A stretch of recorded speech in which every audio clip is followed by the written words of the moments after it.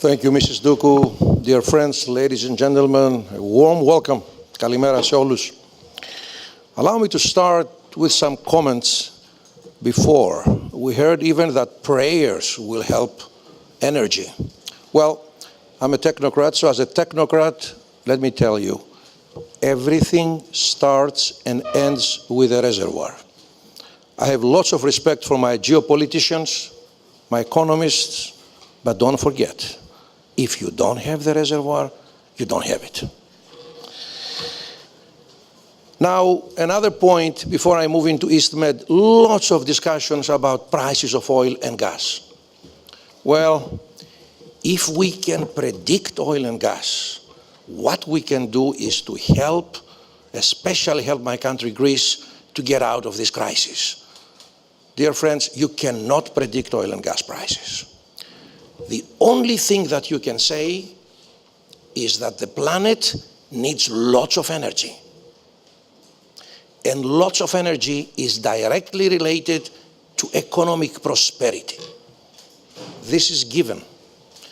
So the message before I go into the EastMed is, let's find lots of energy, and I'm optimistic in the energy mix as we go into the future.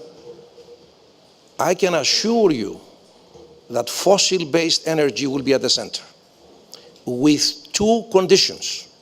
We are moving more and more into clean energy, so gas will play a center role. And of course, we'll see what I call a decarbonization of the fluids. In other words, fluids with less CO2 emissions. Now, let's talk about the EastMed.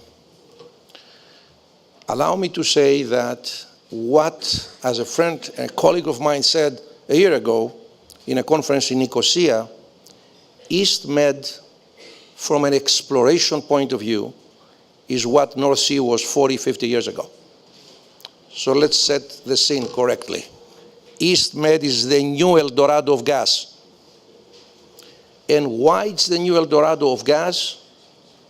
Because of certain events that happened in the last 2 years. We are switching exploration for the so-called sandstone basin to carbonates.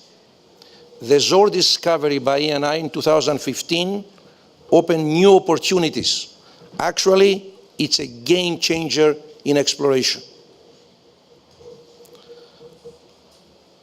The recent discovery in the Cypriot exclusive economic zone of Calypso confirmed the model of Zohr in the Cypriot waters.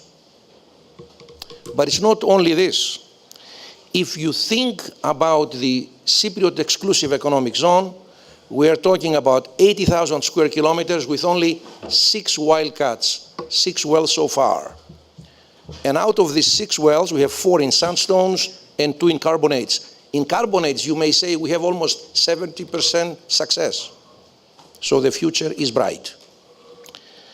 I will conclude my short introduction by giving you 2 facts. One is a rather technical one. 2 weeks ago, and that was discussed last week at the IP Week in London, the recent update of the US Geological Survey estimates in the EastMed area, south of Crete, all the way to Cypriot waters, the deep water of Egypt, to Lebanon and Israel, an estimate of 330 TCF to be discovered.